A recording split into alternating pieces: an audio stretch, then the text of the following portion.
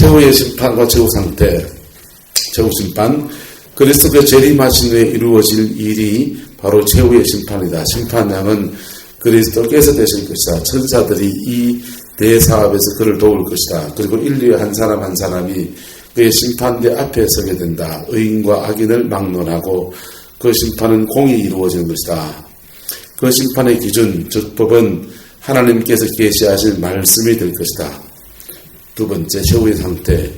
최후의 상태에 대해서 이야기할 때 주로 악인의 상태와 의인의 상태를 나누어서 하게 된다. 우선 악인의 경우에는 지옥이라고 불리는 형벌의 장소에 처하게 된다. 이것이 실제하지 않느냐의 문제가 있지만 우리 입장, 그것이 영적인 장소이고 실제의 장소인 간에 성경이 장소적 명사를 사용하고 있으므로 지옥이라는 형벌의 장소가 있다고 본다. 그 형벌의 상태가 어떠한 것인지에 대해 잘 알 수가 없다. 다만 하나님의 은총을 영원히 빼앗기게 될 것이다. 이 땅에서는 그들이 하나님의 일반 은총을 경험하며 살았지만 거기서는 하나님의 은총이 더 이상 존재하지 않을 것이다. 그리고 그 기간은 영원할 것이다. 미래의 형벌이 영원한 것은 아니라는 주장도 있지만 적어도 성령의 계시 영역에서 벗어나지 않는다면 그 형벌이 영원하리라는 것을 분명한 것이다.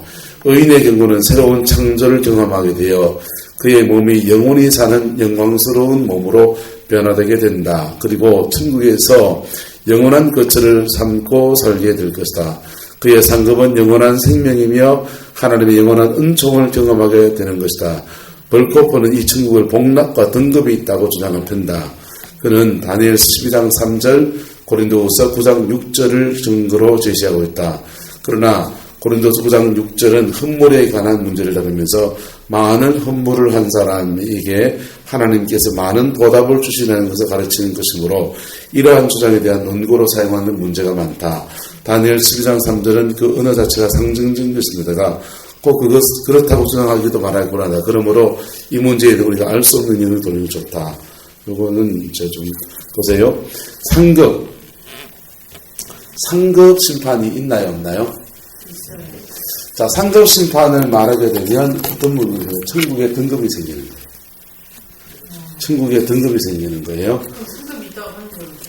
자, 그래서 이제 상급 심판을 말하는 부분에 대해서 두 가지 의견들이 나누어지게 됩니다. 보통 목사들은 이제 상급 심판에 대해 얘기를 하죠. 그래야 성도에 도전할 수 있으니까. 신학자들은 상급 심판을 인정하지 않으려고. 그러니까 천국에서도 힌두교처럼 브라만 카스트 성골진골 마골피 파파스해서 그렇게 등급이 나누어지느냐의 문제가 생깁니다. 그런데 힌트를 한번 찾아봅시다. 자, 데살로니가전서 바울의 견해를 한번 보는 게 좋아요.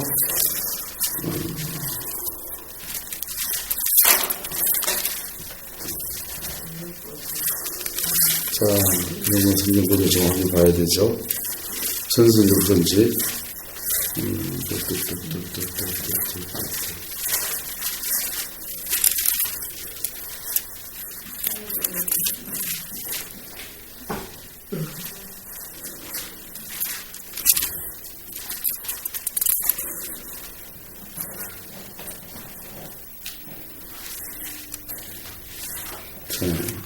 미안하면 후서로 넘어가야 되겠네요.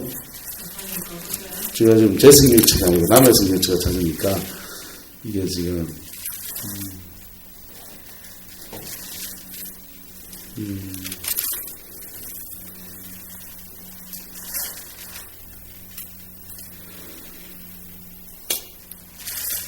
자,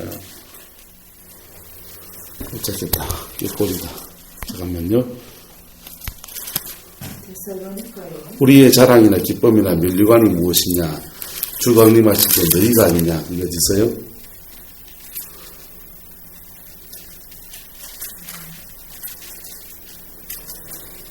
카드 대설가 있어요. 자, 넘어갑시다. 우리의 자랑이나 기쁨이나 면류관이 무엇이냐? 주님 강림하실 때 너희가 아니냐?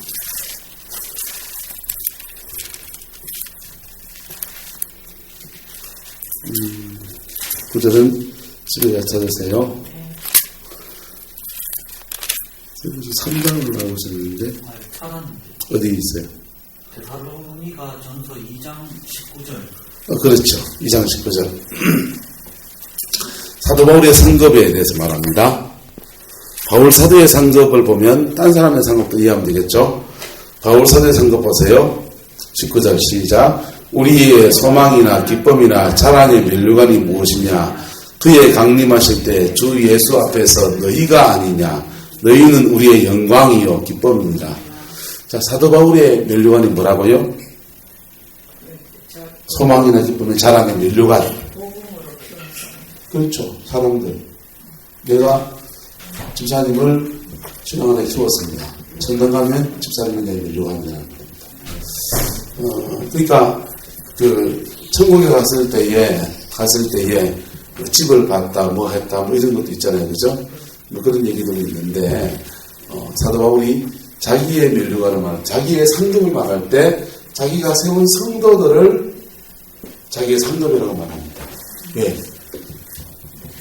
나도 가고 주동도 갈 거 아니에요. 목사님도 갈 거 아니에요. 근데 가갖고 그때 배웠던 구절 하나 붙들고 내 목회에 잘했습니다. 이러면 내 상급입니다. 그 얘기하는 거죠. 그래서 이것은 물리적으로 어떤 집을 받은 겁니까? 그냥 거기 가서 기쁨을 말하는 겁니다. 그래서 기쁨을 말하는 것이죠. 그래서 이런 것들이 이제 성도들의 상급이 되지 않겠냐라고 일단 생각을 하고, 그 다음에 물리적으로 상을 받을 수 있나요, 없나요? 받을 수 있다라는 게 이제 고린도전서 3장, 고린도전서 3장 보세요. 10절부터 해서 15절까지 보시면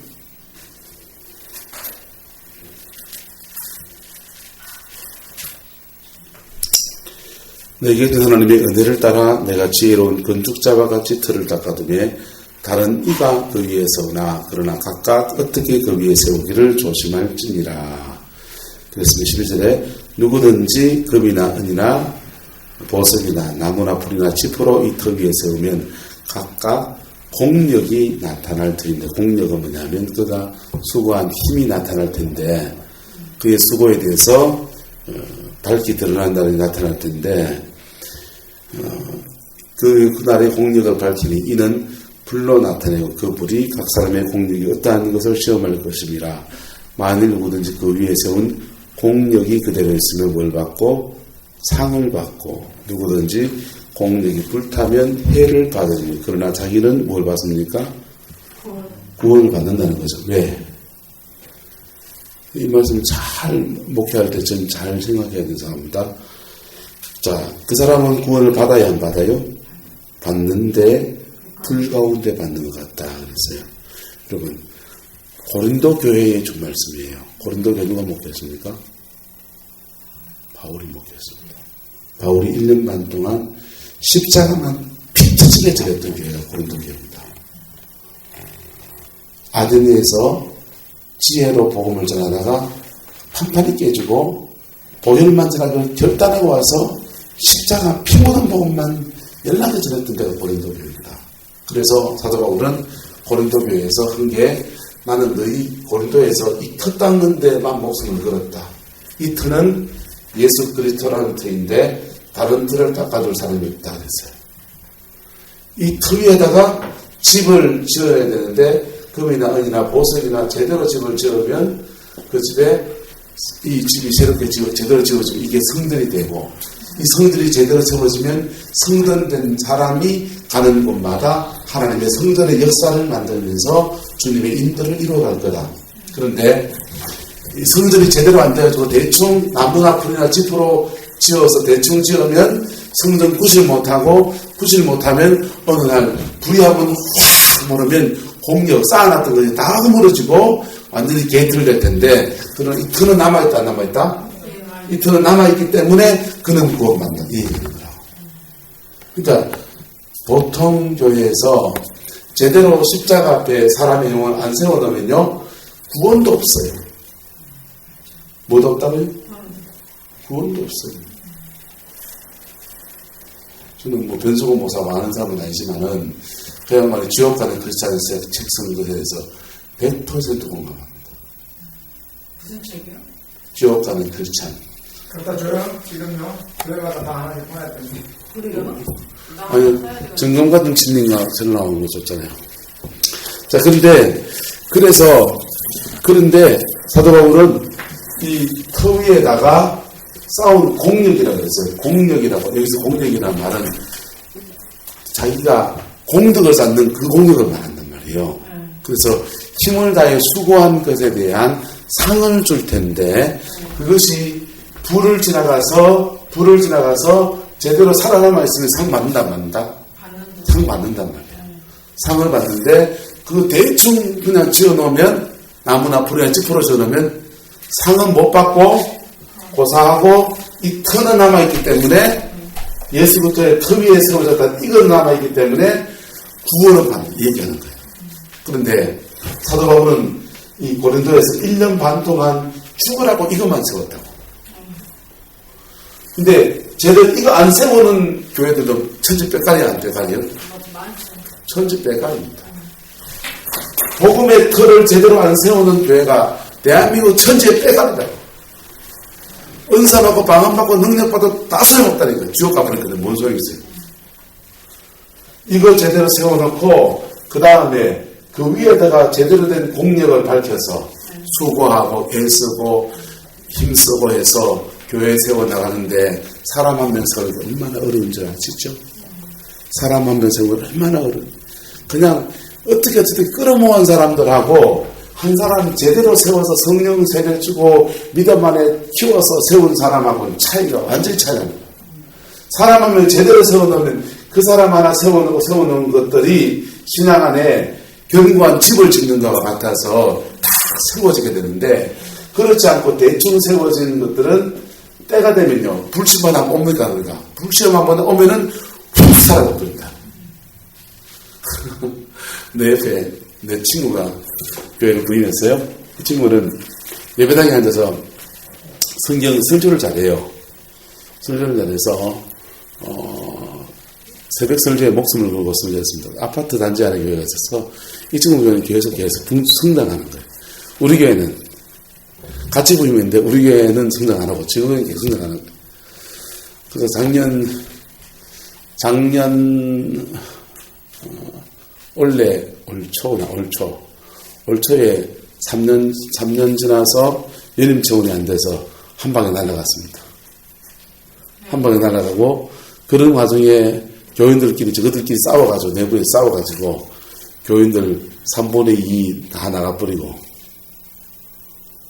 새로운 목사님 와가지고 이제 목회 다시 시작해야 돼요. 나는 안 쫓겨나고 살아남아 있고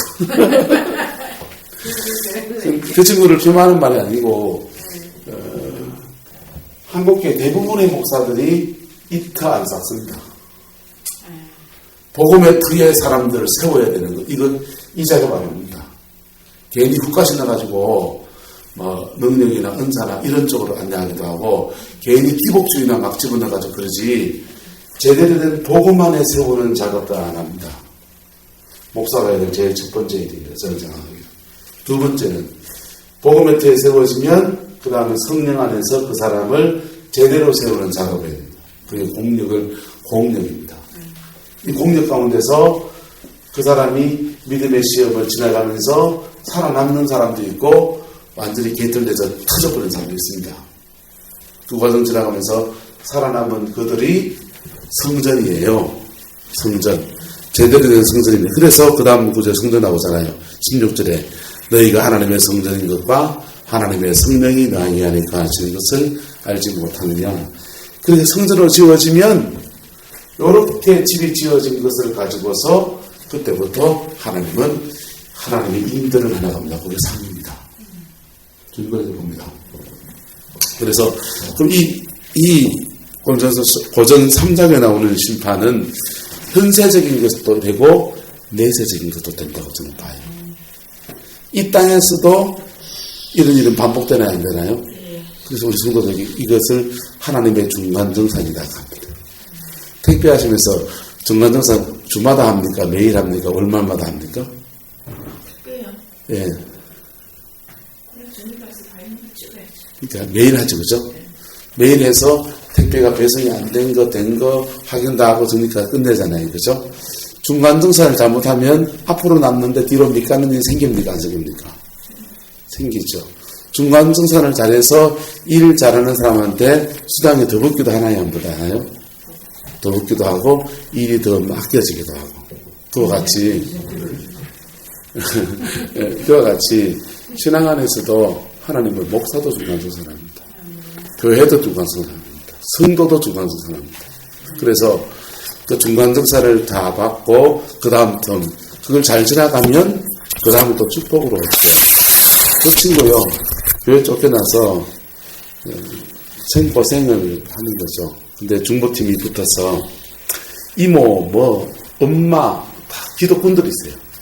중보팀들이 붙어서 새가 빠지면 미친 듯이 기도를 하시는데 와, 2달 만에 길년이 돼요. 그래서 울퉁없이 자리 없거든요. 자리 없는데 2달 그래 생고생하더니 길탕 열려가지고 김해로 갔어요. 교회로 가서 여기보다 예산도 한 5천만 더 많고 교인들도 한 30-40명 더 많은 데 가서 지금은 그 연단 지나고 나니까 교회가 만만한 데가 아니구나. 조심조심 먹게 합니다.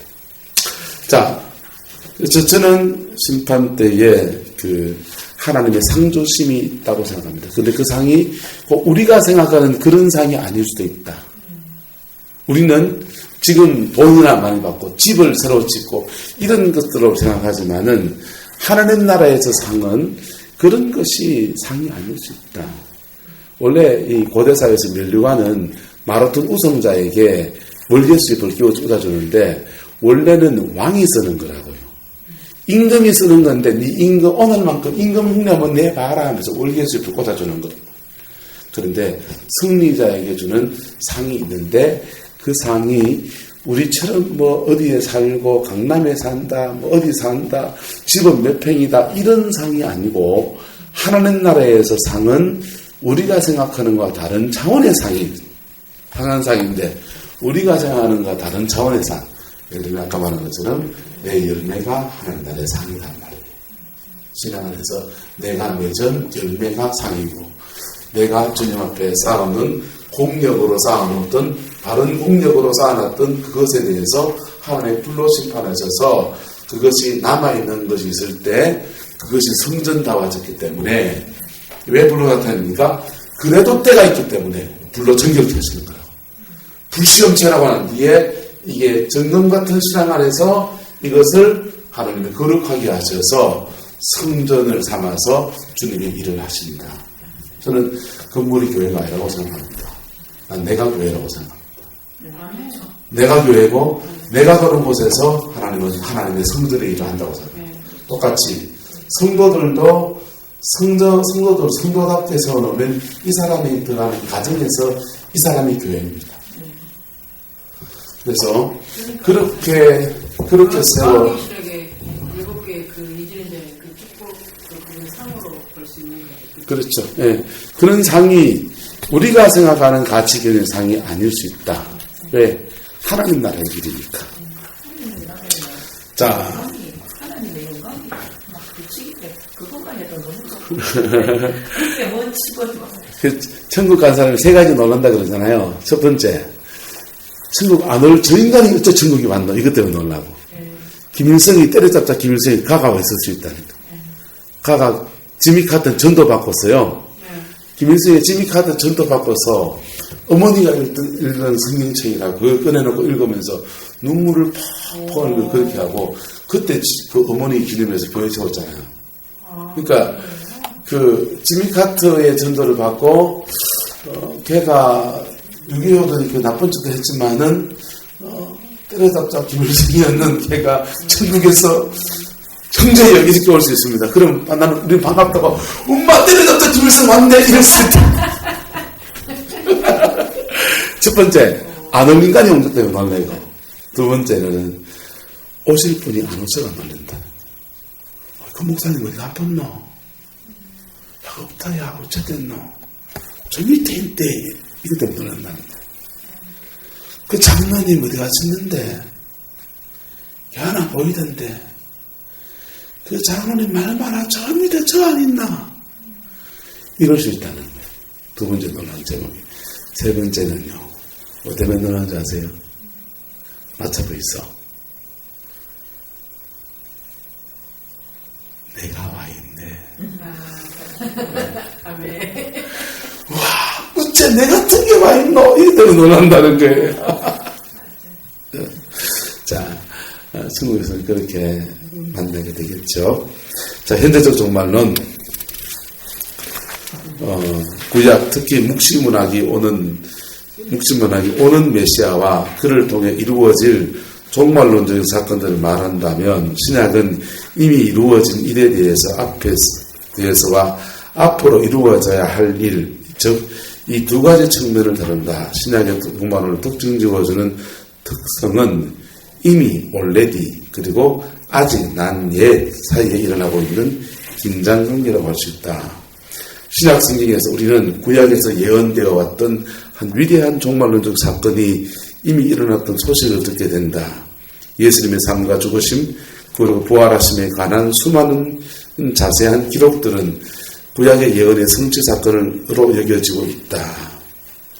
신약시대 신자들 자신이 세상 끝에 말세의 마지막 때에 살고 있다는 분명한 의식들이 있었다. 그들은 구약 성경이 예언되었던 위대한 종말론적 사건이 예수 그리스도의 오심과 그의 왕국의 세워짐 속에서 발생하였다는 것을 의식하고 있었다. 신약 성경을 살펴볼 때 우리는 구약의 제자들이 하나의 운동 과정을 모사했던 내용이 신약 성경에 와서는 두 세계로 인식되고 있음을 주목해야만 한다. 현재적 메시아의 시대와 미래의 시대. 우리는 지금 말세, the last day에 살고 있다. 그러나 단수로 표현된 말세, the last day라는 표현은 현 시대를 지칭하지 않으며 항상 장차 올 세대를 갖고 있음에 주의할 필요가 있다. 일반적으로 단수로 사용된 말세는 인류의 대심판의 날이나 부활의 날을 다루고 있다. 신약의 종말론은 구약의 선자들이 예언했던 그리스도의 오심을 뒤돌아보면서 다음과 같은 사실을 확정하고자 했다. 우리는 지금 마지막 날을 속에 살고 있다. 그러나 신약의 종말론 동시에 장차 일어나야 되게 될 최종적인 완성을 바라보면서 마지막 날은 지금 오고 있는 중이며 최종적인 세대는 아직 도래하지 않았다고 확정하고 있다. 두 종말론적 국민들 사이의 관계성은 현 시대의 축복들이 장차 올 그날한 큰 축복에 대한 보증이며 담보물이라는 것으로 규정되어 수 있다. 그리스도인들의 종말론이란 이미 과거에 일어났던 사실에 그 뿌리를 두고 있는 미래에 대한 기대라고 할 수 있다. 초림과 재림 사이의 성도는 기도와 말씀, 영적 전쟁을 통해 하나님 나라를 뭐 하는 거라고 합니까? 미리 취한단 말이에요. 미리 취하여서 누리는 것이다. 이것을 누리는 것을 종말을 현재화하는 현재적 종말론이다.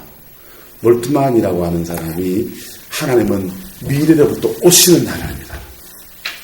이 무슨 말이냐면 우리가 누리는 이 땅의 축복, 몸이 나았습니다. 신뢰에서 경험했습니다. 가정의 축복이 이렇습니다. 사단이 떠나갔습니다. 이거 언제 이루어질 겁니까? 그 날에 이루어질 거라고요. 하나님 나라에 이루어질 것을 지금 우리가 믿음으로 여기다 땡기는 거라고. 뜻이 하늘에서 이루어진 것을 땅에서도 이루어지다 하고 그 땡기는 거라고요. 그것이 현재적 종말입니다. 이 올레디와 난계 때문에 우리가 이것에 대한 이해를 잘 못하고 잘 적용하지 않았기 때문에 엉뚱한 일들을 하게 됩니다. 몇 년 전에 가게로 오는 저주 문제 때문에 이현호 박사라고 이번에 굉장한 어려움을 겪었어요. 저는 한번 얘기했었죠? 기억납니까? 감사합니다. 네. 이건 반드시 기억하세요. 우리의 모든 사역은 이 말씀에 근거해 있는 거예요.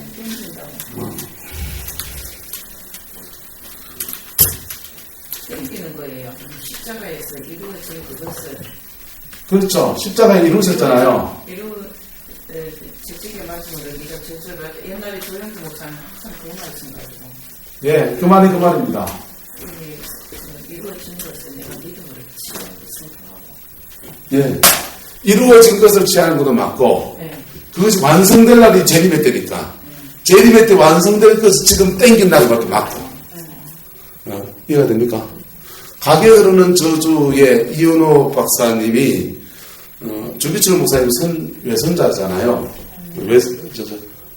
외손자 아니고, 조기철 목사님의 손녀 사이. 손녀 사이. 그러니까 조기철 목사님 손녀 딸의 사위, 남편이죠. 그런데,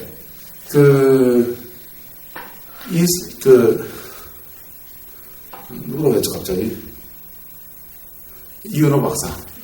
이은호 박사 플로에서 영성을 하고, 동남아에 선교사로 가서, 인도네시아 선교사로 가서 사역을 하다 보니까 귀신이 나오는 거예요, 귀신이.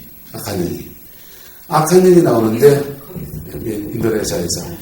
그래서 선교사로 있다가 이걸 파고들다가 보니까 찰스 크래프트를 만난 겁니다. 찰스 크래프트를 만나서 찰스 크래프트한테 훈련을 받고, 영적 지도를 받고, 그리고 이제 축사사역의 전문가가 돼서 한국교회에 와서 이 축사사역을 풀어놓습니다. 축사사역을 풀어놓는데, 축기를 하는데, 이제, 우리나라도 기도원에서 이런 거 다 했어요. 근데, 축기를 하는데, 조상으로부터 내려오는 영들을 끊어내기 시작한 겁니다. 조상으로부터 내려오는 영들을 끊어냈는데, 그게 이제 가계로 흐르는 저주라고 그렇게 이야기를 한 겁니다. 가정 안에 내림으로 오는 영들을 끊어내는 사역들. 그런데 여기에 이제 사랑의 옥하는 목사님이 반발을 하신 거예요. 그냥 이 책이 그냥 쫙 풀렸습니다. 대단히 나온 책이. 지역을 잡고 있는 영들, 그 다음에 땅의 저주를 먹고 있는 것들, 이런 얘기들 나왔고요. 근데 그것에 대해서 뭐 이런 게 다 있어 하면서 화를 내신 분이 오가는 목사님이십니다.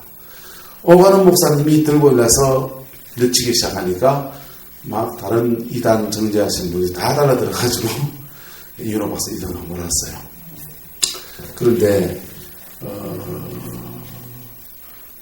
이게 가게 가게에 이르는 저주를 부인하시는 분들은 뭘 얘기하냐면 예수님이 나무 위에 달려서 모든 저주를 담당하셨다. 담당하셨는데 무슨 우리가 저주가 있나? 예수님 십자가가 가짜가 완전한 거 아이가? 근데 이은호 자는 왜 예수님의 십자가를 부인하느냐 이렇게 된 겁니다. 말 되는 것 같아요? 되는 것 같아요.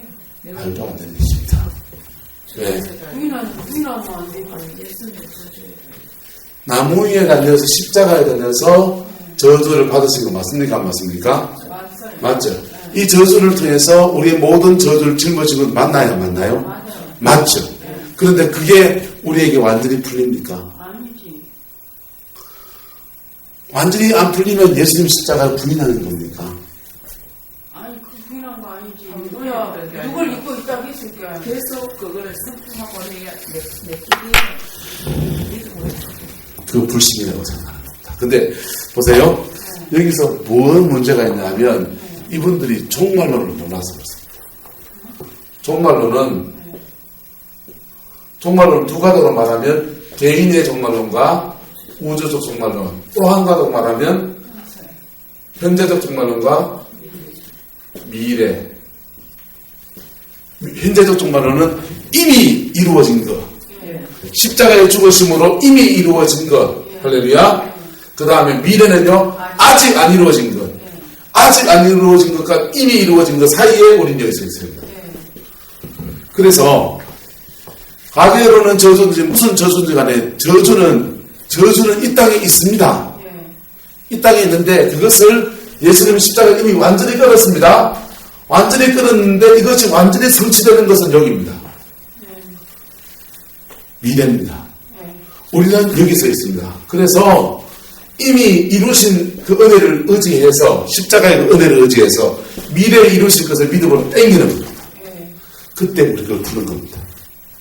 이해가 됩니까? 그때 우리의 저주를 푼다고. 이해가 돼요? 가계로 흐르는 저주든지 꼭 가계로만 저주 흘러온 게 아닙니다. 악한 영은 온대 사방에 다 있습니다. 그러니까 나한테도 하고. 온대 사방에 다 있는데 기도하다가 오기도 하고 눈 중보기도 하다 올 때도 있고 별놈이 다 옵니다. 그런데 가게로는 저주든 무슨 저주든 간에 그 저주는 다 주님 십자가 짊어지셨습니다. 예. 나무 위에 달려서 우리 모든 저주를 짊어지셨습니다. 지셨고 이미 이루신 것을 근거로 해서 마지막에 완성할 그것을 바라보면서 믿음으로 내가 땡기는 거라고. 그래서 내가 내 인생의 저주를 십자가에 가서 처리하는 겁니다. 예, 그렇죠. 예. 그게 올레리 난넷입니다. 원래는 아니에요? 그게 이미와 아직입니다. 예. 그러니까 가게로는 저주가 십자가에서 완성되었다는 측면에서 보면은 이미 이루셨다.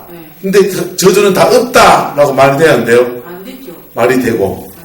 자, 가게로는 저주는 주님이 다 짊어지셨지만 아직도 우리가 완성의 과정 속에 있기 때문에 우리가 풀어야 될 것이 있다라고 해서 이렇게 푸는 것도 말이 되나요, 안 되나요? 되죠. 이해가 됩니까? 자, 오가는 목사님은 가게로는 저주는 주님이 다 짊어졌는데 은놈이 지금 헛소리하냐 이거예요. 예? 저주는 주님이 다 짊어졌는데 은놈이 헛소리 해가지고 십자가를 부인하느냐 라고 말한 것은 임의를 말하는 겁니다. 예? 우리는요 살아가는 거 보니까 아직 덜 풀어진 것이 있고 그리스도의 남은 고난을 내 육체에 채워가면서 내가 싸워나가야 될 영역들이 있으니까 그것을 미래에 풀어줄 것을 기대하면서 주님 앞에 믿음으로 살아가는 것, 이 과정 속에서 풀어지는 것, 이건 난예를 말합니다. 아직을 말합니다. 이 두 가지가 함께 충족되는 겁니다. 무슨 말입니까? 우리 지금 그렇게 믿고 있는데. 아니, 잘못된 거예요. 이미 그 구원은 예수님이 완전하게 이루어 놓았잖아요.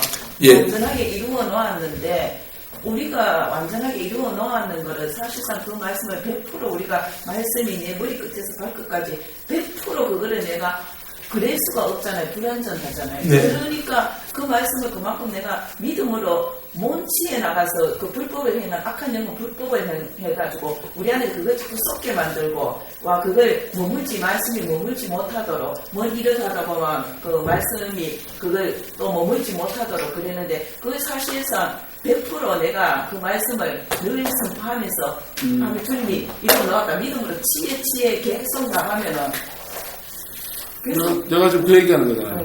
그래서 결국 주님 오실 때까지 그렇지. 그 얘기하는 거잖아요. 그러니까 오카노 목사님 그 공부한 사람들은 내가 이런 식으로 의의를 갖고 정확하게 짚어지지 못하니까 꿀먹은 벙어리처럼 가게로는 저주가 없다고 하는 사람들은 이미 이루시는 은혜에 집중해서 또 한 부분을 못 보고 아직이라는 부분을 못 본 겁니다. 그러니까 그래갖고 나를 그렇게 공경하더라고. 이게 종말론의 가장 베이직입니다. 가장 종말론의 베이직은 개인과 우주, 현재와 미래.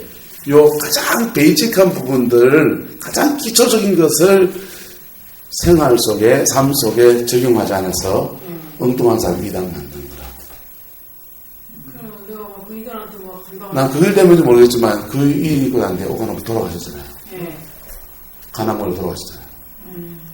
그게 혹시 그런 것들이 아니고 무죄한 자의 피를 흘리게 하는 게 아닐까 그런 생각도 제가 외람되게 해봤습니다. 자, 제가 말하는 강의 나중에 아니 생각해보면 그 조상을 관련해서 실제는 조상에게 붙은 그 영인데 그 영이 그래서 전쟁이 집도 그 자식에게 넘어가잖아요.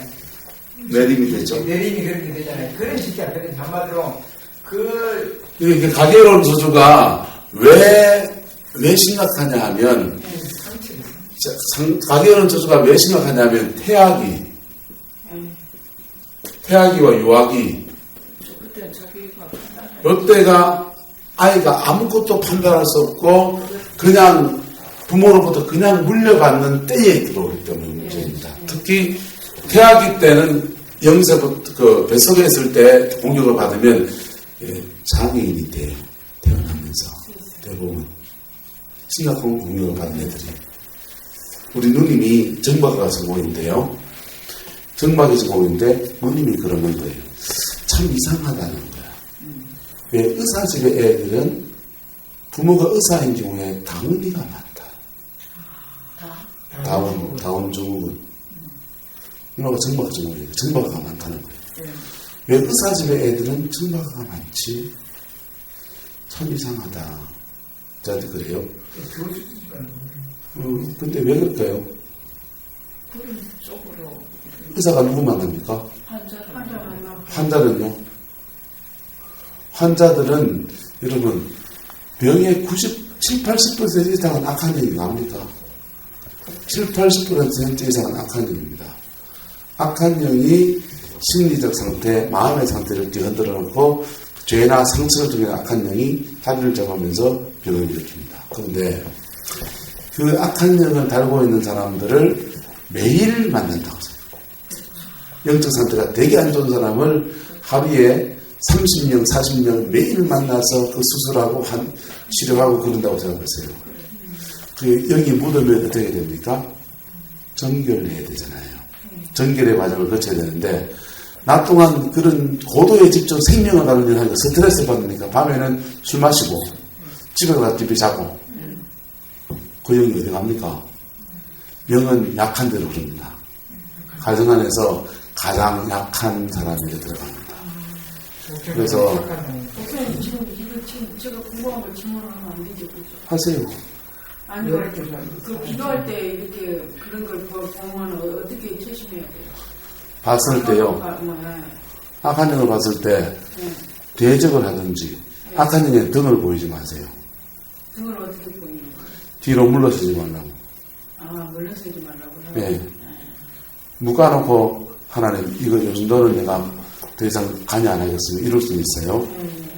근데 묶어놓고 정리하고 나는 따져나올 수 있습니다. 그런데 어떤 영적 상황에서 내가 대적해야 되고 할 때 등을 보이면 안 돼요. 그때는 보여주신 것은 주님이 네가 싸워 이기라고 준 겁니다. 그래서 그것을 싸워 이기시면 목사님의 영권이 세집니다. 영권이 세지고 영역이 배가 되고 영역이라고 하는 게 주님이 필요 없는 사람만 주는 게 아니거든요. 기도를 많이 하면 영역이 쌓인다. 헛소리입니다. 그러면 목사님 그거 보여줄 때는 그걸 대적하라고 보여주는 거예요? 네, 대적하라고 보여주는 거죠. 근데 대적할 때 주님께 좀 더 지혜를 가지고 물으시면 되죠. 주님, 이 영을 어떻게 싸워야 합니까? 난 그냥 하늘 보여주지 마세요. 그럼 열매도 없습니다. 그런 거예요? 네, 영적 전쟁을 치르지 않으면 열매도 없습니다. 우리 교인들한테는 영을 딱 만나면 찔기지 않으면 따라합시다. 질긴 놈이 이긴다.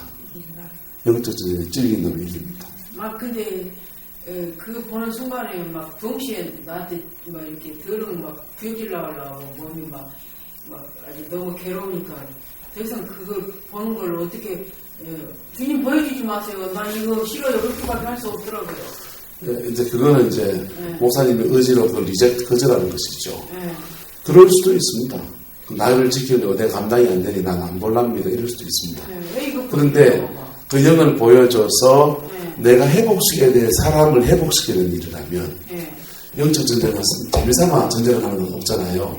그 전쟁을 통해서 취할 수 있고 그것을 승리해서 뭔가 얻을 것이 있다면 그 열매를 반드시 얻어야 한다면 싸워야 되는 거죠. 그때는 싸워야 되는 거죠. 그때는 찔겨야 합니다. 그리고 그 싸우면서 이게 이제 처음에는 나타나서 보여줘서 싸우지만은 그 다음에는 작정하고 싸울 때는 항상 예수의 피를 내 몸에 바르고 나를 무장합니다. 주님 나를 무장합니다. 나를 정결케 합니다. 내가 원수에게 대적해 나갈 때 사단은 나를 근접할 수 없습니다. 자기 보호기도를 먼저 해야 됩니다. 보호기도 또 파일을 보내드릴 테니까 보호기도 파일로 자기를 보호하는 일을 먼저 하세요. 그리고 이제 한번 싸우는 겁니다. 처음에는 영의 싸움은 자기과하고 싸우는 겁니다. 자기과하고 기도하다가 뜨는데 바깥에 누구 게 아닙니다. 내 겁니다. 우리가 마귀의 새끼, 마귀 새끼입니다. 우리 안에 내 것 뜨는데 내 것 뜨는 것과 싸워서 이기면 내 안에 기쁨이 충만해지고 영권이 배양되어집니다. 그런데 내 것 싸울 때는 사람들이 막 하다 보면 방언이 거칠어집니다. 거칠어지고 막 기도가 격해지고 아주 강력한, 말로 들어도 이거 강력하다는 느낌이 드는 그런 방언들이 배에서 확 올라옵니다. 자기로 부릅니다. 확 올라오는데 그런 기도를 많이 하다 보면 사람이 거칠어집니다. 축사사역을 많이 하는 사람은 대부분 거칠어지거든요. 거칠어지는데 그 거칠어지는 것은 하나님이 거칠게 하시는 겁니다. 왜요? 예. 싸움하라고. 아, 간영하고. 예, 싸움하라고. 연수들이 이럴 때요, 고함을 지를 때 피속에 아드레날린이 쫙 분비가 됩니다. 호르몬이.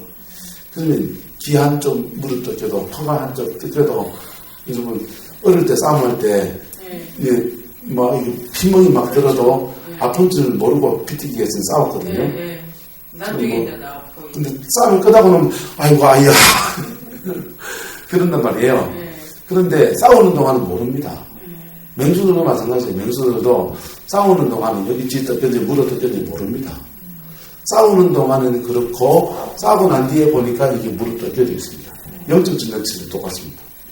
영적 전쟁 치를 때도 원수하고 싸울 때는 영권이 확 밀어나가면서 사단이 막 뒤로 막 밀려나갈 때는요, 내한테 내가 물어 뜯겼는지 모릅니다.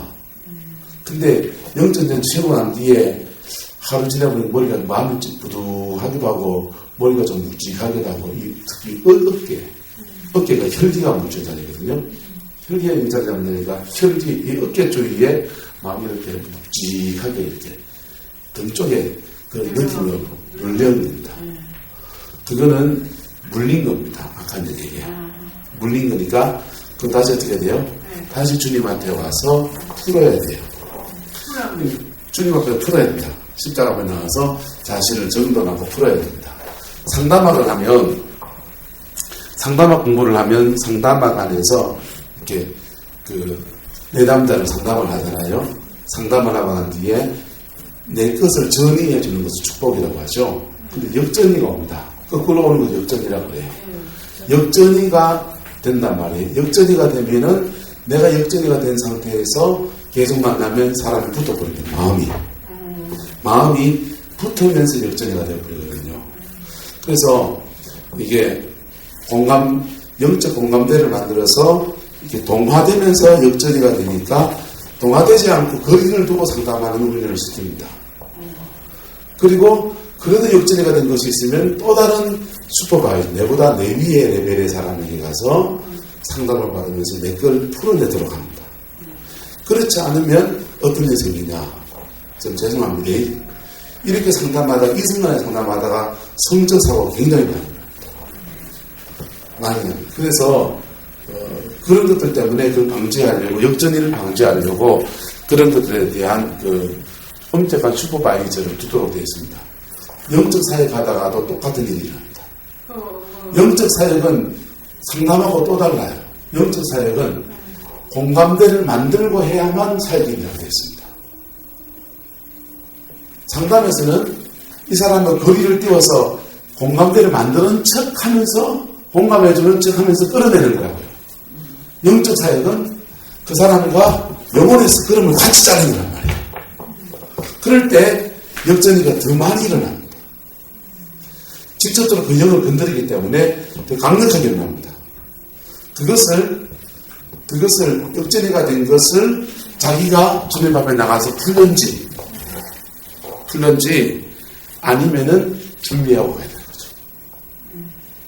그래서 준비하고 가는 게 이게 보호기 됩니다. 주님 나를 보호해 주십시오. 내 가정을 보호해 주십시오. 내 자녀를 그리스도의 보혈 앞에 둡니다. 보호 안에 딱 덮어두고 그 다음에 사역에 들어가는 거죠. 아니면은 전용공부 사역 같은 경우에는 성령 사역에 탁 들어가기 시작하면 갑자기 없던 불이 돈다는 거예요. 자기한테는. 성령 사역에 딱 들어가 사역 전문 사역합니다 하면은 그 말이 선포된과 동시에 없던 불이 확 돈대요. 자기를 보호하는 강력한 불길이 돈다는 거예요. 강력한 불 아니고 파란 불 같은 거는 되게 나쁜 거예요. 어쨌든 불을 돈다는 거예요. 그리고 나가서 사람들에게 원수에게 잡힌 것을 뽑아내고 사역을 하는데 자기는 괜찮아. 보호해 주시면 지켜주시는 역사가 있는 거죠. 아니, 그런 거 왜 있는 거예요? 그런 거 나는 싫은데 자꾸 그런 거 주님께 물으세요. 왜 나한테 물으세요? 그래서 이거 그렇겠지. 그 사역을 하셔야 되는 거죠. 목사님들 자, 보세요. 그러니까 확 떨어져야지. 이게 하나님의 책임지지. 사명을 감당을 해야 됩니다. 근데 사명을 감당하는데 하나님 책임지지가 아니고 주님의 은혜 안에서 내가 요령을 가지고 해야 되는 거죠. 그렇게 상식을 아니 뭐 보니까 하나님의 능력도 주고 하나님의 그러니까 처음에는 무대포로 하지만은 그러니까 역전이가 돼도 괜찮습니다. 저 역전이 수대되고 왔습니다. 역전이 되고 하나님의 재단에 머물러서 찬송하면서 하루 종일 3일이나 이렇게 길게를 머물릴 때도 있고요. 풀릴 때가 30분에 물릴 때도 있고요. 이렇게 머물러 있으면 풀립니다. 주님은 다시 나를 풀어주신다고요. 그리고 또 가서 사역하는 거예요.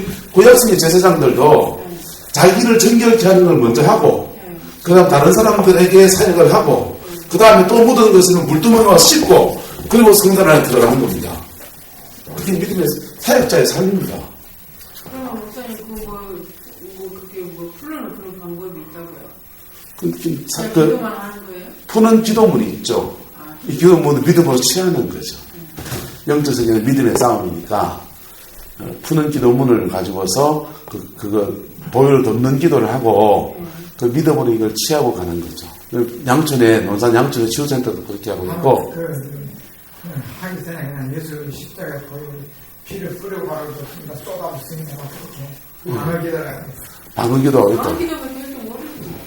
그러니까 주님과 인격에서 관계를 그걸 믿고 맡기고 그렇게 가는 거. 아니면은 그 방언기도를 많이 하면 영적 무장이 되잖아요. 영적 무장이 충만이 된 상태에서 사역을 하고 그 상태에서 하는 거죠. 컨디션 나쁠 때도 있잖아요. 근데 컨디션 나쁠 때도 사역을 해야 되면 컨디션 나쁠 때는 사역을 가급적 안 하는 게 좋지만은 정말 해야 될 사역이 있을 때는 그때 자기를 보호하는 지도를 주님께 하고 하는 거죠. 어쨌든 그 자기 나름의 요령을 터득해야 됩니다. 그런데 자기 안의 것을 싸울 때 그 안에 하나님이 원수와 싸우는 담대함을 주시려고 아들이라는 분명합니다. 근데 그러면 그 담대함을 가지고 싸우는 건 좋은데 이게 아들라는 피 속에 남아있으면 사람이 사나워지는 거예요. 죽기 살자들이 사나워지는 이유가 그것 때문에 그렇습니다. 그래서 이게 전환이 안 돼. 계속 축사를 하고 영적 전쟁을 막 치르면서 하다 보면 이 환지가 안 되는 거예요.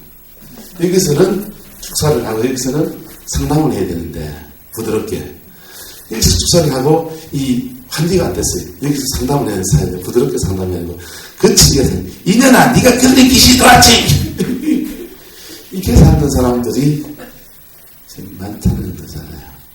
그 때문에 왼쪽 살다니 요거를 또 주단 죄송해요. 그런 사람들이 때문에 왼쪽 살 욕을 많이 먹죠. 자, 못 받아가셨습니까? 현대적 정말.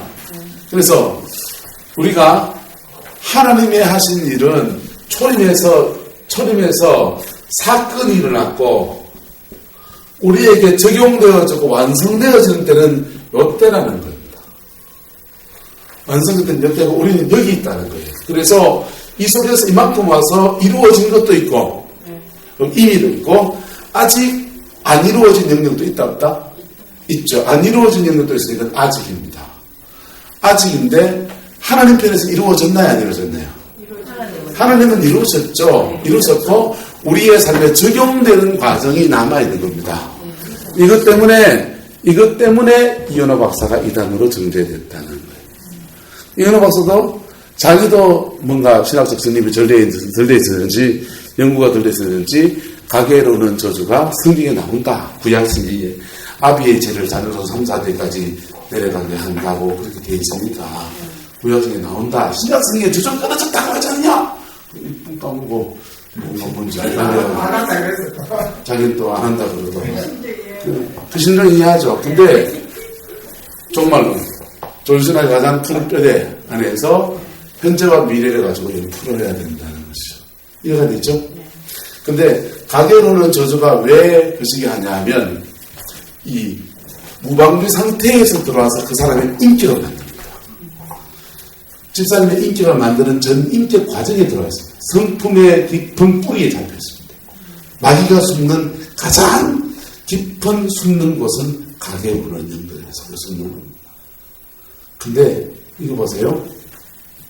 무당이라든지 스님이라든지 이런 우상숭배나 이런 심각한 죄에 있던 사람들에게 가게로 흐르는 저주는요, 죽음이에요.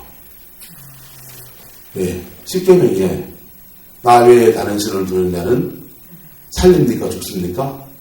죽잖아요. 그러니까 이게 죽음이에요. 저희 구룡포 사니까 무당들 딸들을 만납니다. 무당들 다 가게조사해 보면 오빠 죽었고 아버지 죽었고 줄줄이 죽음이에요. 그래서 그런 가정에서는 3, 4대까지 이르는 저주가 죽음이에요. 대가 끊어져 버려요. 그런데 음란이라든지 십계명에서 5부터 해서 십계명까지 있잖아요. 이 5부터 십계명까지는 이 땅에서 상과 복에 관한 문제거든요. 상과 복에 관한 문제이기 때문에 이 계명들은 그 사람이 살아있는 거야. 자, 저희 아버지가 계십니다. 아버지가 있고 제가 있고 제 아들이 있어요. 아버지가 우리 아버지 나뿐만 안 나왔는데 어떤 할아버지가 있습니다. 어떤 할아버지가 계시고 어떤 아버지가 있습니다. 어떤 손자가 있습니다. 할아버지가 음란죄를 지었습니다. 그럼 아버지에게는 음란의 성향이 흐를까요? 안 흐를까요? 흐르죠. 흐르는데 아버지는 다행히 부부 사이가 좋아서 금술이 좋아서 이걸 안 하고 잘 버텼습니다. 그러면 이게 손주도 다행히 얘도 예수를 믿고 어려서부터 예수를 믿고서 음란죄를 짓지 않고 잘 지내왔습니다. 그러면 3, 4대에서 끊어집니다. 이제는 3, 4대 끊어집니다. 그런데 할아버지가 음란했는데 아버지 성향이 음란해. 그래서 일찍이 야구 동영상을 좋아하시더니 급기야 세컨드, 서드 두시고 밤마다 술집을 이 집 저 집 순회해 다니면서 이 여자 저 여자 건드리는 사람으로 자라탑시다. 그리고 손자가 났습니다. 이 손자는요 안 한다고 합시다. 얘는 어디부터 시작하게 됩니까? 할아버지부터 시작하게 됩니까? 아버지부터 시작하게 됩니까? 아버지부터 시작해야 돼요. 그렇죠. 자, 가게로 오는 영들은 어떻게 움직이냐 하면요. 가게로 오는 영들은 할아버지의 죄가 3, 4대까지 있어서 죽음에 이르는 것들은 멸절돼서 떨어져 버립니다. 그런데 5부터 10계명까지 해당되는 살인하지 말라, 도둑질하지 말라, 간음하지 말라, 부모를 공경하라 이런 계명들 있잖아요. 이런 계명들을 어긴 것들에 대해서 잡고 있는 영들은 가정 안에서 타고 내려가는데 아버지, 할아버지의 죄를 아버지가 짓게 만들어버립니다. 짓게 만들어버리니까 얘부터 다시 시작되는 거죠. 얘부터 3자가 다시 내려갑니다. 얘를 짓게 만들고 그 밑에 또 짓게 만들고 또 짓게 만듭니다. 그래서 가정 안에서 음란이 끊어지지 않는 가문이 있는 거예요. 판단 정죄의 영이 도는 과정은 그 판단 정죄의 영이 끊어지지 않는 가문이 생기는 겁니다. 보통은 심각한 죄의 가문은 멸절해서 끊어집니다. 이런 경우 할아버지는 아니다. 아버지는 괜찮고 할아버지는 모르겠고 아버지는 괜찮고 아버지는 그 저기 뭐고 그런 바람을 많이 피웠다. 예. 할아버지는 안 그렇고. 그럼 그 밑에 아들 그 손자 됐지. 아버지부터 3대가 아버지부터 또 근데 이 아들은 또 아니야 괜찮은데 그런 수도 있잖아. 예. 아버지가 바람 그러니까 이게 이제 그 흐름을 중간에 끊어주는 사람이 생기면 끊어주는 데부터 시작해서 끊어져서 다시 이렇게 시작이 되는 거죠. 가정 안에서 계속해서 사단이 똑같은 죄를 또 다른 죄를 집어넣을 수 있어요? 없어요? 집어넣을 수 있잖아요. 집어넣을 때마다 그 죄의 맥이 계속 이어져가는 거예요. 그래서 가정 안에 흐르는 영들은 이 맥을 계속 끊어지지 않게 잘 관리합니다. 제대로. 잘 관리해서 어떻게 되냐면요. 저희 아버님은 노년기예요. 저는요 중년기예요.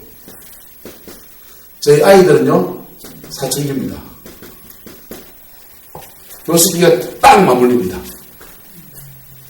내가 중년기에 흩날리는 갈 때처럼 가을이 외로워 우리 마누라는 매력이 없어 이래가지고 돌아다니면요 야는 지금 2차 정직이 나타난답니다. 어찌에 들라고요? 이 수염 나고요? 2차 성적이 나타나는 야는 100% 야동에 빠져 삽니다. 그럼 어떡하냐. 노는 길은요? 사춘기가 중학생이죠. 중학교, 고등학교, 아, 요즘 초등학교부터 시작해가지고. 이 시기가 또 어떤 시기입니까? 이 시기가 한참 공부해야 좋은 대학 강야만 결정안 됩니다. 얘는 공부 안 하고 엉뚱한데 청춘 사업에 눈이 벌게가지고 먹을 것을 찾아 헤매는 하이에나처럼 쓸쓸히 헤매고 다닙니다. 심각해지는 거예요. 인생의 가장 중요한 시기들을, 가장 자기 인생을 준비해야 될 중요한 시기들을 에너지를 엉뚱한 데 쓰느라고 낭비하는 거예요. 누가 보호해줘야 됩니까? 부모가 영적으로 딱 스크럼을 잡고 보호해줘야 됩니다. 우리 작은 애가 포항에 자취하거든요. 자취하는데 제 방에 컴퓨터 한 대 있고 핸드폰, 스마트폰이 있고 태블릿 PC까지 있고 전자사전으로 혼자 자취하고 놔두니까 불안한 겁니다. 그러니까 우리 어젯밤에도 저 새벽기도 거기서 자고 우리 교회까지 30km 차 몰고 와서 새벽기도 인도하고 그리고 지금 여기 와야 되거든. 다음에 저기다.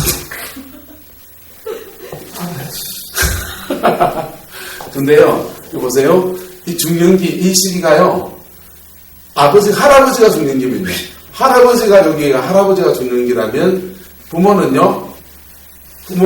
이때가 무슨 시기냐면요, 부모는 신혼이에요.